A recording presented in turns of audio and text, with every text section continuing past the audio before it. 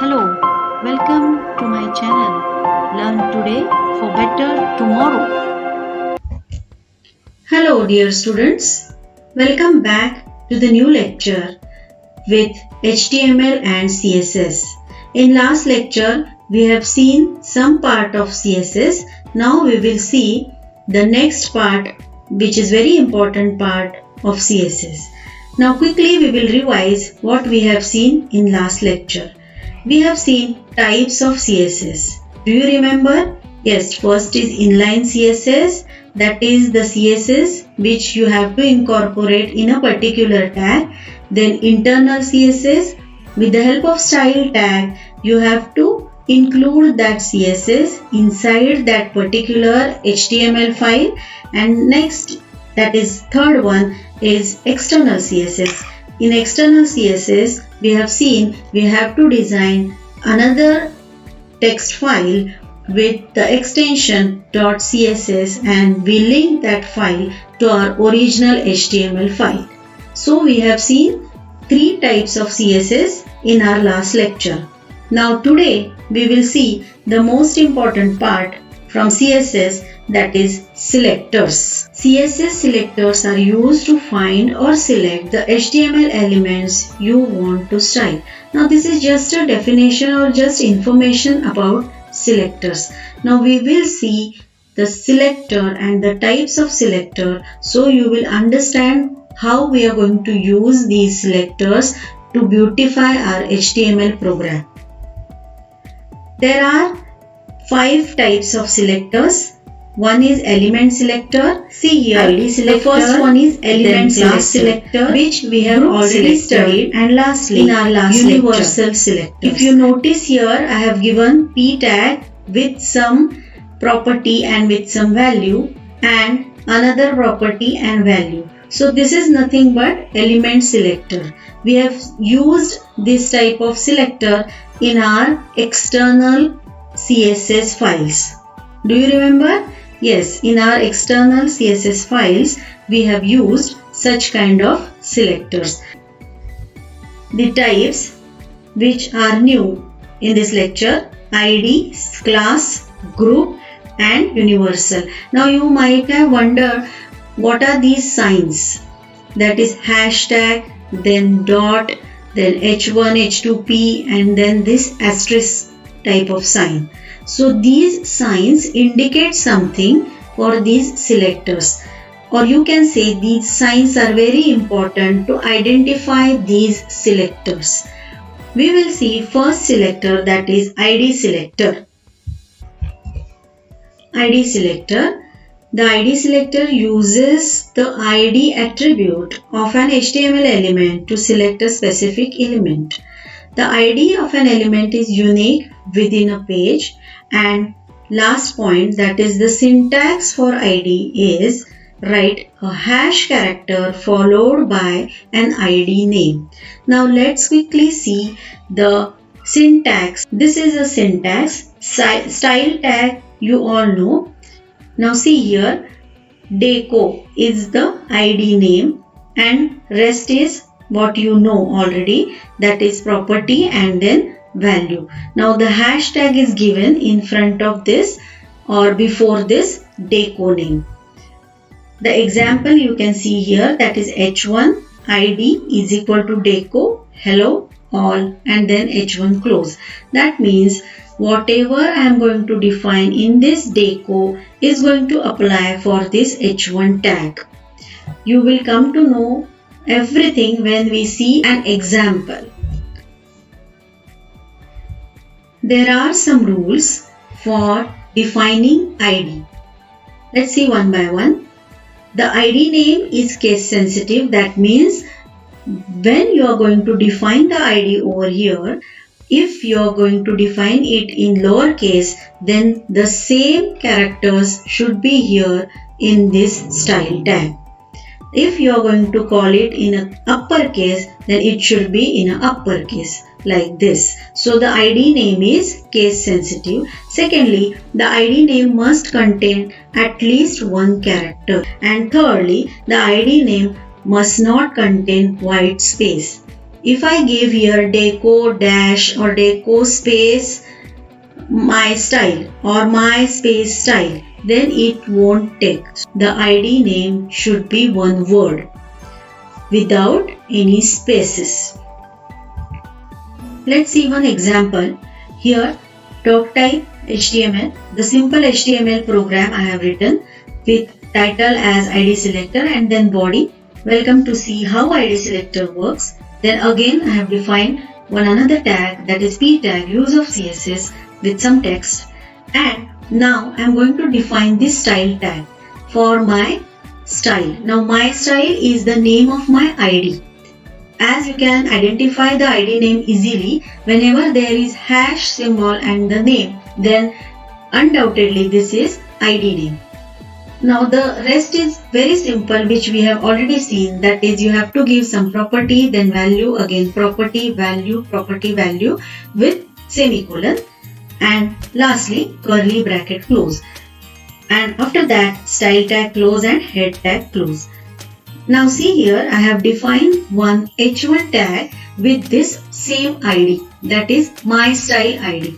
So what I am expecting, whatever I have mentioned over here under this my tag should be applied to this statement and not to other statements. Why? Because I have defined ID over here and the style, which is the name of the style, is my style. Now you can see I have not given any space in between, and even though I wish to give my style as name, but still I have given this without space, that is my style, one continuous word.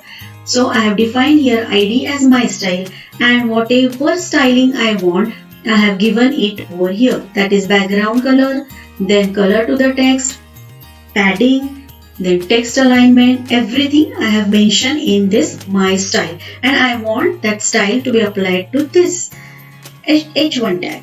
Now I have closed this body tag and HTML tag. Now you can see the output of this, that is the style is being applied only to this sentence and not to these two.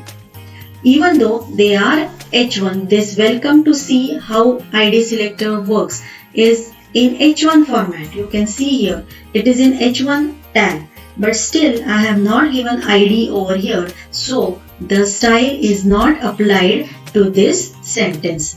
Here you can see in the output that the style is applied only to this statement. So this is how ID selector works. I have here one basic structure of HTML program with one h1 tag, then p tag, then again a p tag and h1 tag. That means this file is having combination of h1 and p tag. This is just a simple program. I have not mentioned any CSS here. Let's see the output. I am saving this file as in my folder as my file.html, and here also all files. Now let's see the output of this.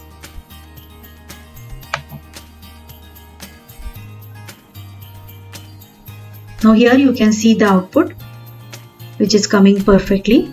h1 hello world and no style to me as well, also even h1. Now we will add some style tag here. Now as I told you earlier that we have to enter style tag before closing head tag. That means the style tag should get closed before head close. So here I have one style tag, opening style tag and closing style tag. Now I will add some CSS functions to it. Curly bracket, opening and closing curly bracket is must. And now I will add some background color, some effects to this. See, this is text alignment, center, then color, and then font. Now we will have to mention here the name of the ID. So for that I will add here the name of the ID as hash demo. and the same name I have to add here to give the effect to this by saying id is equal to double inverted comma demo. Also, I will add the same id to this. id is equal to demo. So what should happen? Wherever I have given id is equal to demo, this style, that is text alignment as center, then color red, and then the last, that is font family monotype cursiva, should be applied to these two tags. One is h1 tag and another is p tag, and this p tag and this h1 tag should not get affected because I have not applied id over here. Now I will save the changes and refresh the page. Let's see how it works. Now you can see here the style is being applied. I have given style to this as text align center, color red, and font family as monotype cursiva. Now the difference you can easily identify here. This sentence is written in h1 tag and the p sentence is this paragraph is not affected, where you can see no effect is given. Again new p tag where, but this will surely going to have some style, so you can see here the style is being applied. And lastly h1 tag where no style to me as well is written. Wherever I have given id attribute, the style in front of that attribute is applied to that tag. Class selector, let's see some theory about class selector. The class selector uses the class attribute. Same like id selector where we are using id as an attribute, here we are going to use class as an attribute in the HTML document. To create a class, write a period. This dot is called as period. So we have to give dot. In id we have given hashtag, and for defining class we are going to give dot as a character and then the name of the class. It is also defined in curly braces. Multiple HTML elements can share the same class. Now we will see the example, then you will come to know how this class works. Now first of all, let's see the syntax of class. The syntax is same, that is you have to give class name and before that class name you have to give dot or period. Then curly bracket property value, same. One example is given here, .bg, that means this is the name of the class and before that dot is given. A class name cannot start with a number. You have to be very careful that the class name should not start with a number. It should be character.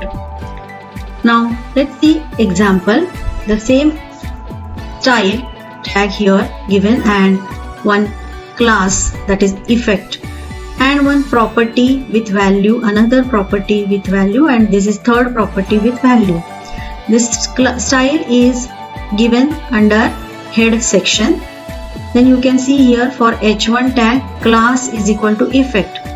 Now you can easily tell me that wherever class object is being called, the style which is being defined over here under this effect will be applied to that sentence. Here you can see h1 class is given effect, so this entire style will be applied to this hello all. Then again a p tag without class, so it is going to be a normal text. Again p class is equal to effect, so again this effect is going to be applied over here, and like so and so forth. For this p tag also no effect, and this p class is equal to effect. I love teaching.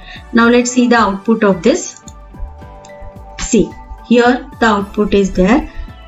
We will go to the program again. Background color yellow, yes correct, background color yellow. Then text align center and border dotted.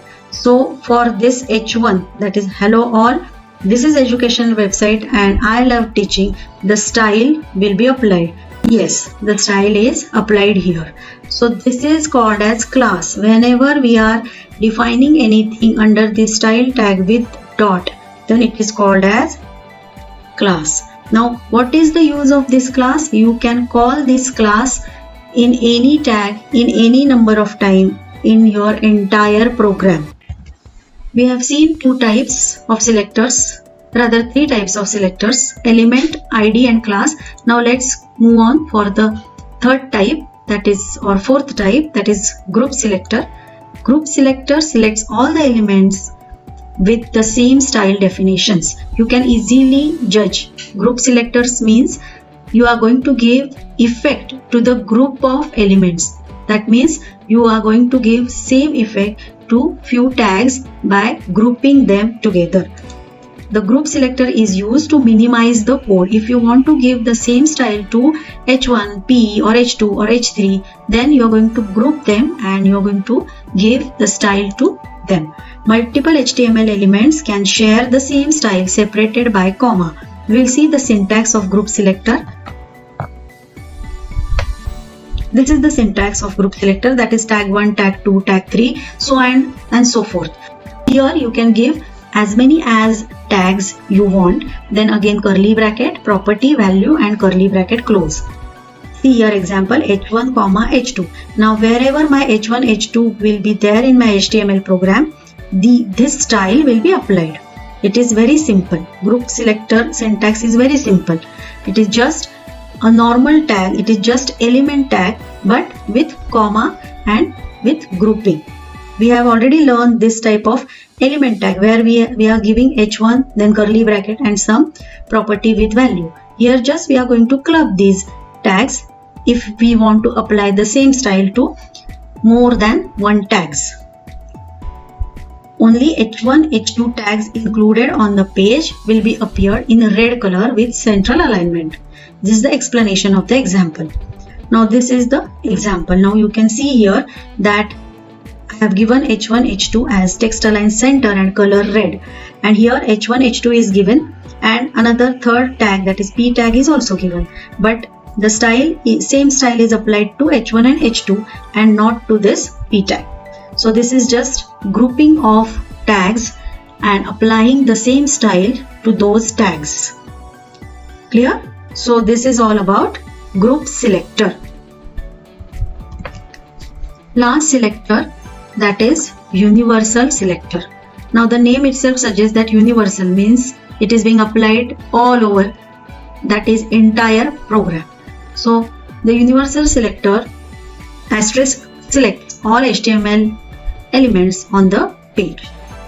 See the syntax of this, as we are going to give asterisk sign and then curly bracket, property, value, curly bracket close.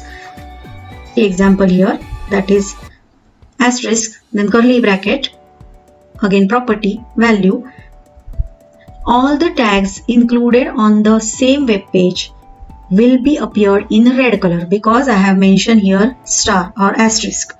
So all my tags in my one HTML program where I have defined this under style tag are going to be appeared in red color. Quickly see this example. Here text align center and color blue. Now I have given here h1 p, then p id is equal to para, but I have not defined any id over here. I have just given here id is equal to para 1. See the output. Everything is centrally aligned and every statement is having blue color.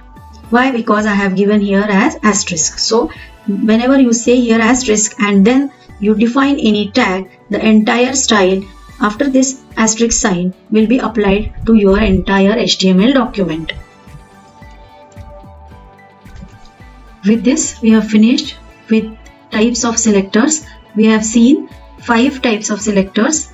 Element selector, just to give a particular tag and to give effect to that. Then ID selector, with the help of hashtag you can call this ID anywhere or in any tag. Then class selector, with the help of dot or period symbol you can call this class in the tag. Then group selector, where you can group 1, 2, 3 or any number of tags to give the same effect. And lastly, that is universal tag, where we are using asterisk symbol and the style will be applied to your entire HTML document. In next lecture, we will see positioning in CSS. With the help of positioning in CSS, we can align the elements at center, left, top, bottom of the web page. We will learn how to position the element using CSS in our next lecture. Till then, do practice whatever we have learned, whatever selectors we have learned. Then yesterday's topic, that is types of CSS. Make it a habit to give you a practice by applying all the styles, all the properties mentioned in the textbook. Try to do it on your own and try to explore it. You might get wrong in first attempt, but I am sure in second or third attempt you will be successful. If you have any doubt, you can see my video n number of times, as I am putting my video on YouTube, so that you can see the video any number of times. And don't forget to subscribe my channel so that you will come to know whenever I will post new video. Thank you. Happy e-learning.